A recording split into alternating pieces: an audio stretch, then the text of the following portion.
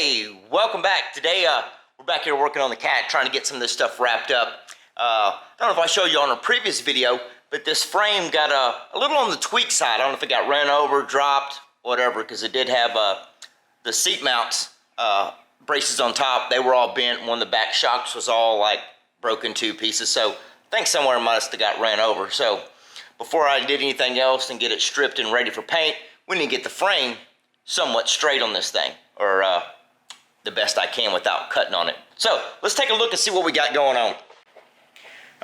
Like I said, this when I was trying to eyeball it and put the bolt in, this is your top bolt that holds your front of your seat on. Get back here, see if we can zoom this way. I don't want to zoom in right. But this left side tube right here, I'm sorry, right side tube, it was bent way down, so the whole back end was sitting cattywampus like so. So what I did is I just took this is a screw jack that I made. It makes a pretty good bike lift. So I got a piece of square tubing in here to try and pull this side up. And then when I'm looking around at the rest of the frame, I didn't see like any cracks in the engine plate, you know, the neck, anywhere else. So I'm like, man, what's out of whack on this thing? So I just started bending on it without heating it up. Don't really like to heat them up, so this don't really want to zoom very good. But anyway, that little bubble right there in the center, we're good up there. And I do have it on this table, my homemade jig. So the frame is actually sitting level. Got a level down here on the base plate, it's good. So, and I got it pretty much straightened back up where these two tubes right here are pretty good and straight. And then I thought, let me get an axle bolt in it and see what it looks like and make sure everything's good, because it's one tab back here. Nothing's wanting to zoom. There we go. This one axle tab on the back, it was a little bent, but before I try to straighten anything, I thought, let me throw an axle in it. Let's see if we can get this to sit up here. I got one of these little deals. So, can we zoom in? There we go. Now we got it. Got to hold steady. Looks like we're, like my dad used to say, we're about a half a bubble off plumb. So what I need to do here is I somehow need to bring her up and get her right there. And it's not much when I pull the level up, but it is about 1/8 of an inch off. So I'm sitting here looking at it. Nothing's cracked in any of the tabs or whatnot. But I think about the only way that I'm going to get this level in the pretty much in the right deal without heating anything up. That tab is pretty thick. So I think I've been thinking, scratching my head, since everything else is straight. I think what I might do, since I'm pretty sure the right side is the culprit, since it's bent compared to the other side, I think I might do is slowly get in there and cut those welds off. And I have a jig that I bolt up in between here and to hold everything lined up in place. So I think what I'm going to do now is I'm going to go ahead and cut them welds off down inside here and get that tab line back up and get it welded back into place. But anyway, I just want to throw y'all this cool little trick. Like I said, this is an old car jack deal, and I don't remember what was on top of it, but I just made it, took and welded a piece of like old C channel I had laying around. So if you got one of these old jacks laying around, you see one at a garage sale, throw you a piece of channel on top, and it makes for a really good bike stand, you know, bike jack. Or if you got to straighten out a frame like I did on this one, because it was pretty cattywampus. This bracket right here was like bent. Time you stuck the bolt in it through the two hole tabs right here, the bolt was like way up here. So this whole top rail on the right side was like way bent down. So this actually worked really good.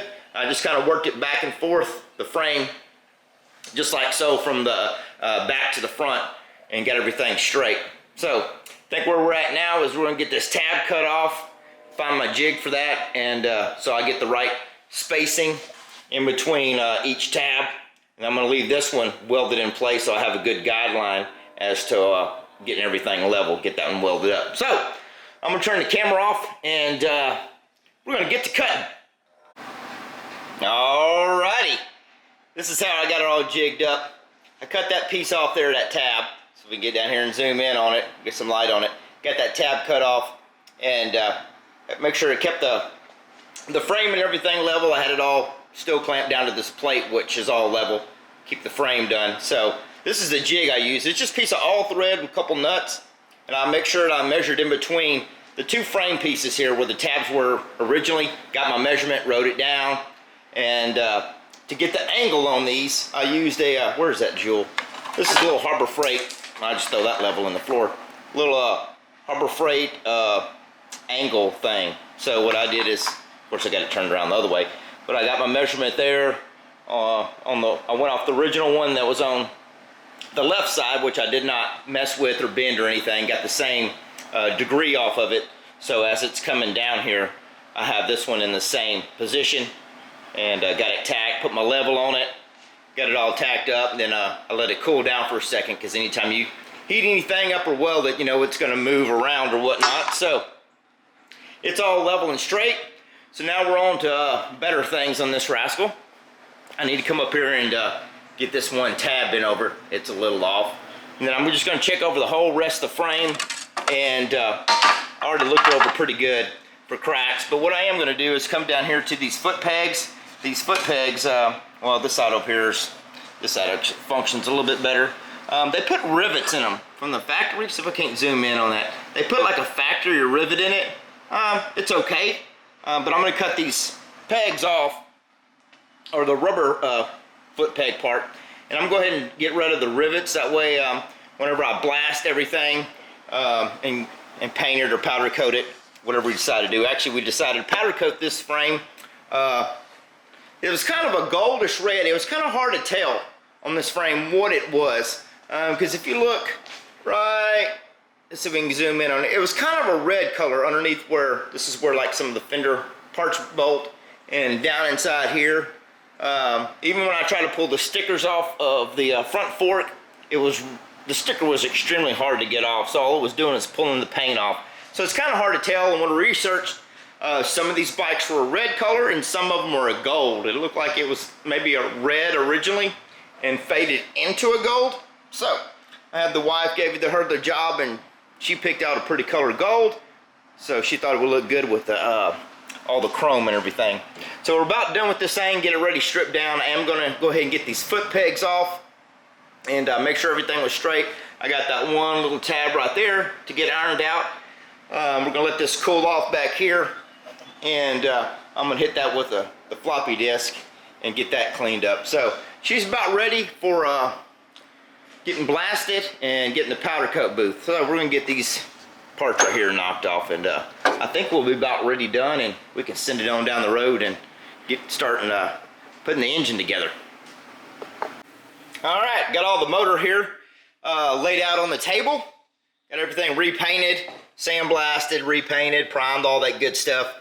And I didn't tear into this engine, but I did go ahead and we're going to put a new head gasket on it, and all the intake gaskets and exhaust gasket, and get all that stuff bolted back on it. But got all my bolts over here all cleaned up, and see if we can't put this thing back together today and get it all shined up. I did, well, I had everything apart down here.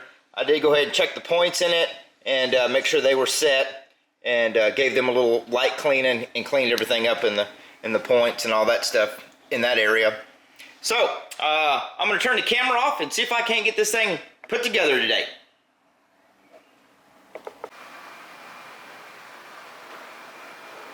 Alrighty, well, I got it all put back together. Everything went together as planned. I did get on the old interweb and found some decals. Now, this ain't the correct period correct sticker that goes on it as far as the fan shroud one, but I like the little 5-horse with the checkered flags and the Indian head chief, so I think this one's going to do just fine. But I did get the period correct, somewhat period correct sticker for the side, where it tells you you know, what oil you're in. Let's see, it gives you all your spark plug gap, and then on top of the air breather or the air cleaner housing, I put the factory sticker back there. So everything turned out pretty good. I got it all blasted. I didn't rebuild this engine, did put a new head gasket on it, didn't reseal it or anything, just took enough stuff off to get it all cleaned up. And I took this tank off, and what I do is I Scotch-Brite it really good, wipe it down with lacquer thinner, and I have some automotive, I can't remember the name, I think I showed it on another video, but it's an automotive black paint you put on your automotive trim pieces. So I used that on it, let it cure for a couple days, then I put some clear coat over the top of it, and I got to digging around. And of course, the factory fuel cap that came off the tank was, it's kind of, I don't know if you can really see in the video, had a lot of like heat cracks in it just from old age. So I dug in my stash pile, found a Genuine. Don't have a part number because I don't have a lid. Yeah, let's see, part number on it? Nope, no part number. But I did find us a brand spanking new gas cap. It's a little dusty. I guess I should have cleaned that off. But yeah, I'll clean that off. But anyway, we got a black gas cap instead of the factory red one, which if this would have been nice and shiny red, I thought I had one somewhere, but that would have been cool with the red one on it if it would have matched, you know, the stickers. But anyway, so what I'm gonna do now is I'm gonna get it wiped down, get all the fingerprints off of it. I do need to go back and find me a spark plug boot because this one actually had a tab where you just push the tab over and ground out your plug to kill it, which I didn't put that back on it because this model down here, if I can spin it around without knocking everything off, on this, let's get down here. This model Tecumseh, you have this black wire right here that comes off your coil, and it's got a little grommet right here, keeps it from grounding to the housing. Then you just run your auxiliary kill wire. So this cat has a little dash mounted kill switch. So I got this all cleaned up, make sure it was all working properly. Got it mounted there so I can run my kill switch from the little dash piece, which I forgot to get it chromed. So I gotta get that chromed. So we're gonna call this a wrap. I'm gonna go ahead and get this thing bagged up. Need to polish that crank a little bit, but normally what I do is I put it on the bike, get it running, and I hit that with a little Scotch-Brite pad to get that cleaned up, get my clutch bolt in there.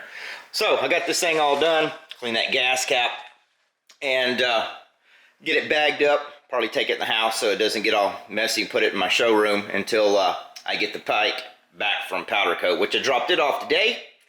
So whenever he gets back, we're gonna start assembling this thing. So hope y'all enjoyed this part of the video, and y'all stay tuned till we get back on this thing and get it wrapped up.